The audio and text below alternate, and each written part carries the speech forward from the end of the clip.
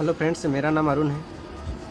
आज हम लोग बहुत ही इम्पोर्टेंट जो वीडियो है आज का, तो इस वीडियो में हम लोग देखेंगे कि जब किसी टीवी का पावर सप्लाई ख़राब हो जाए और काम करना बंद कर दे, वैसे कंडीशन में हम क्या करें, ठीक है। या फिर पावर सप्लाई का जो सेक्शन है वो जल जाए, ठीक है, तो उस कंडीशन में हम लोग क्या करें। तो उसके जो पावर सप्लाई में जो कंपोनेंट लगे रहते हैं वो सब जल जाते हैं, तो उसका वैल्यू आपको प्रॉपर तरीके से मालूम नहीं पड़ता।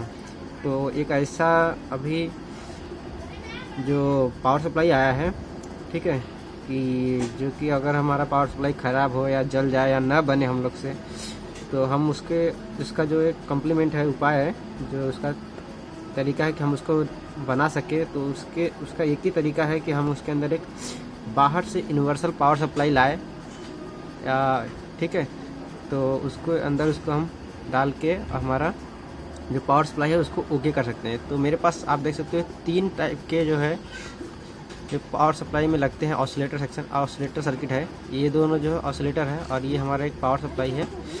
तो ये सबसे जूना है, सबसे पुराना है ये, ठीक है। तो ये सबसे पहले आया था। तो इसके अंदर हम क्या करते थे कि 300 वोल्टेज जो हमारे मेन फिल्टर पे आते हैं वो यहाँ पर दे देते थे।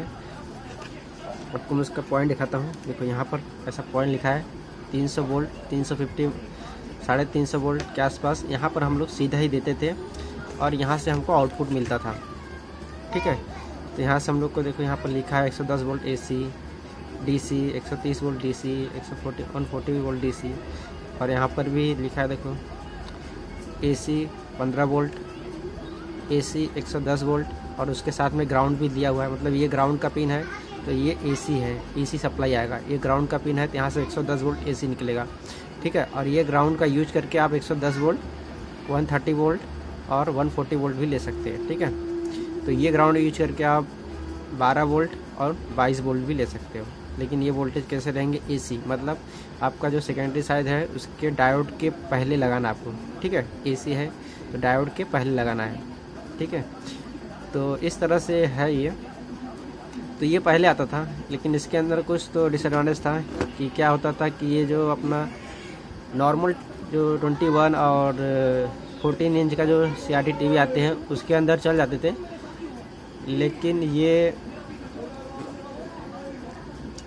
लेकिन जो स्लिम मॉडल के अभी के जो किट आ रहे हैं, जो स्लिम मॉडल का CRT सर्किट आ रहा है जिसमें, ठीक है, उसके अंदर ये जो है प्रॉपर फुलफिल नहीं करता कंडीशन, ठीक है। तो इसलिए ये अभी तो बहुत ही कम सब यूज करते हैं, ठीक है, या एक तरह से अभी नहीं यूज करते, ऐसा बोल सकते हो। लेकिन जहाँ पर ये मॉडल ऑसिलेटर सेक्शन नहीं है, ये ऑसिलेटर सर्किट नहीं है, वहाँ पर तो यही अभी भी चल रहा होगा, ठीक है। तो अभी इसका जो कम्प्लीमेंट आ गया है ये, तो इससे लाख गुना अच्छा ये है, ठीक है। इसके अंदर आपको ज़्यादा मेहनत भी नहीं करना पड़ेगा, ठीक है।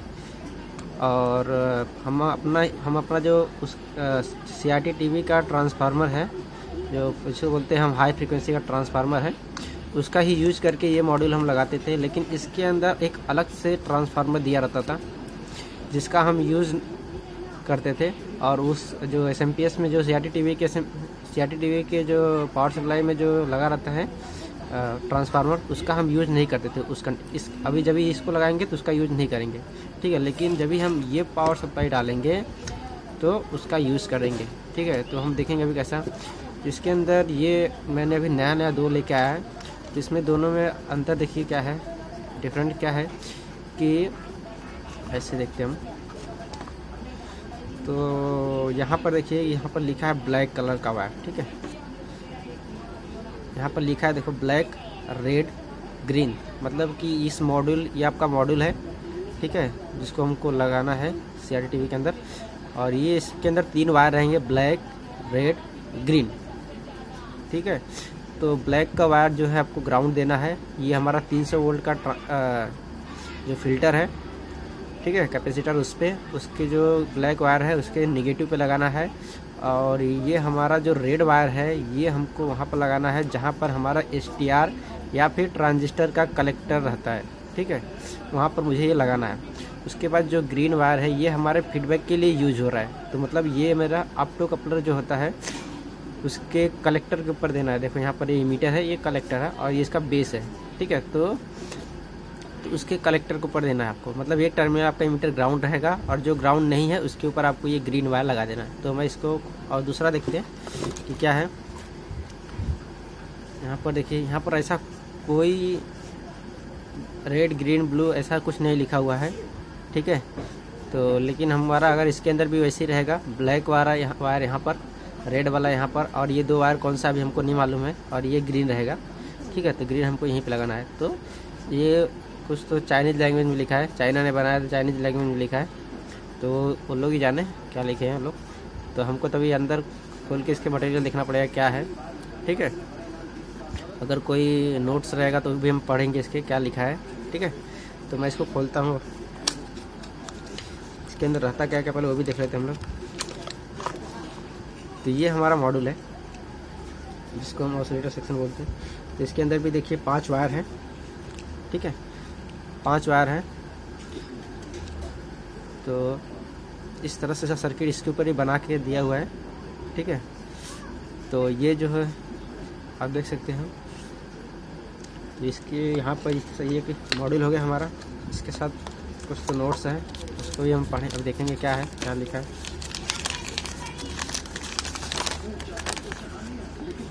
अभी आप यहाँ देखेंगे तो यहाँ पर पूरा ही दे दिया है, ठीक है। तो ब्लैक वायर आपको यहाँ पर लगाना है ग्राउंड पे, रेड वायर आपको जहाँ पर लगा था दूसरे सर्किट में वहीं पे लगाना है कलेक्टर पे। यहाँ पर ब्लू जो होता है वो नेगेटिव पे लगाना है, सेकेंडरी साइड के, यहाँ पर देखो नेगेटिव है। और जो येलो वायर है वो हमारा 110 वोल्ट पे लगाना है, लेकिन डायोड के पहले लगाना है, ठीक है। और ग्रीन वायर हमारा फीडबैक के लिए ही यूज हुआ है, ठीक है। तो इस तरह से अभी हम आगे का जो देखते हैं क्या है इसके अंदर और कुछ। तो ये हमको यहाँ पर एक इंसुलेशन का जो पैड दिया हुआ है, इंसुलेशन टाइप का वाइट कलर का है, जो कि हमको इस तरह से शायद लगाना पड़ेगा यहाँ पर इस तरह से, और इसको बॉडी में फिट करना पड़ेगा, ठीक है। इस तरह से लगाना पड़ेगा। दूसरा भी खोल लेते हैं क्या है, और दूसरा इसको थोड़ा देखते हैं क्या है इसके अंदर लिखा।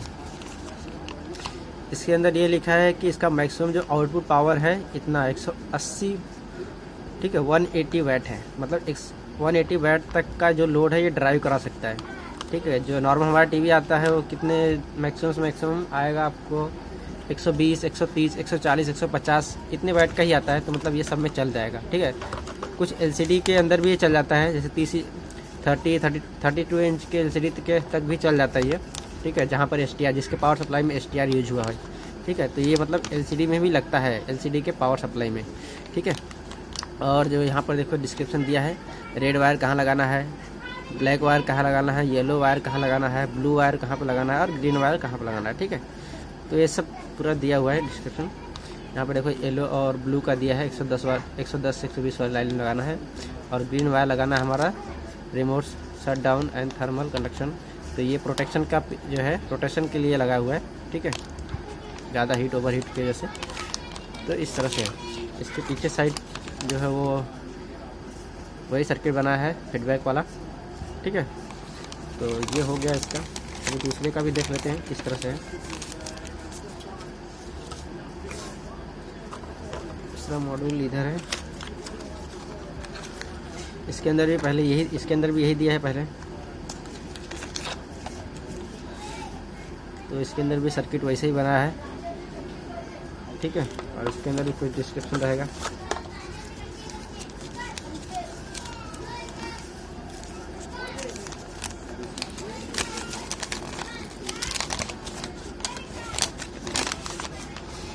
इसके अंदर देखो पूरी सर्किट डायग्राम दिया हुआ, तो इस तरह से इसको भी लगाना है। आप देख सकते हो पूरा सर्किट डायग्राम यहाँ पर दिया हुआ है, ठीक है। ये और भी बहुत जगह यूज होता है ये, ठीक है।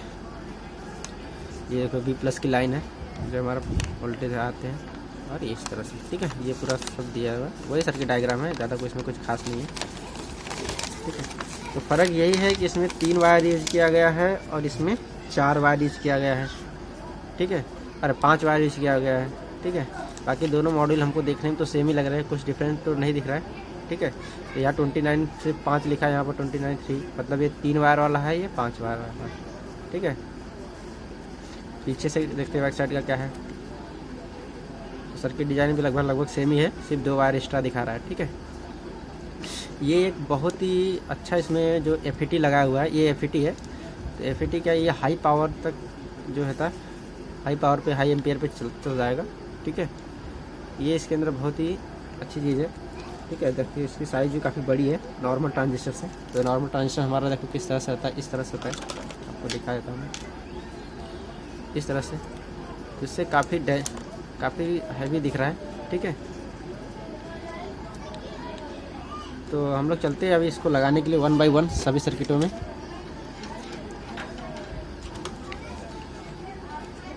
तो ये दोनों मैं एक 1 बाय 1 करके एक STR में लगाऊंगा। STR के सर्किट जिसका पावर सप्लाई STR से मिलके बना है, और दूसरा जो है जिसका जो पावर सप्लाई है वो हमारे ट्रांजिस्टर से बना है। और इसके अंदर एक ख़ास बात आपको दिखाता हूँ, इसके अंदर एक वेरिएबल रेजिस्टेंस लगा रहता है जिसको हम बोलते हैं प्रीसेट। ये प्रीसेट का वैल्यू है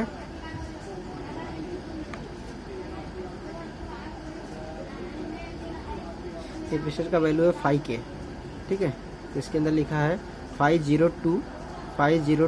ठीक है, दोनों में 502 ही लिखा है। तो 5K का प्रीसेट है। तो 5 अब 5 लिखिए, उसके आगे 3 जीरो लगा दीजिए, उसको 1000 से डिवाइड कर दीजिए तो आ जाएगा 5K। तो 5 किलो,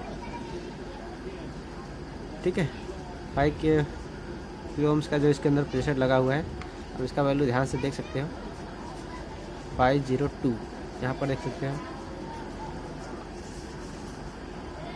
तो शायद सही से नहीं दिख रहा है, आपको दिखा देता हूँ। इसके अंदर भी वही लगा है।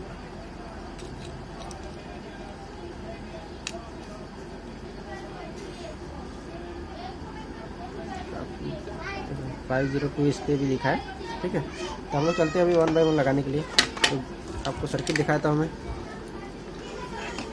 ये देखो एक STR का सर्किट है। ठीक है, जिसके अंदर STR से इसका पावर सप्लाई बना हुआ है। ठीक है, और दूसरा हमारे पास एक सर्किट है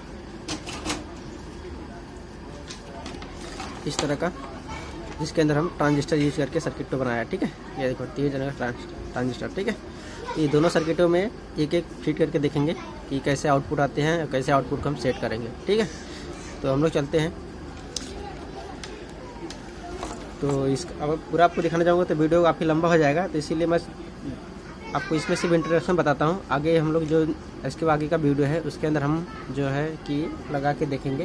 तो एक पावर सप्लाई जिसका जो है पावर सप्लाई STR से मिलके बना है, और जिसका पावर सप्लाई ट्रांजिस्टर से मिलके बना है। दोनों में पारा देखेंगे।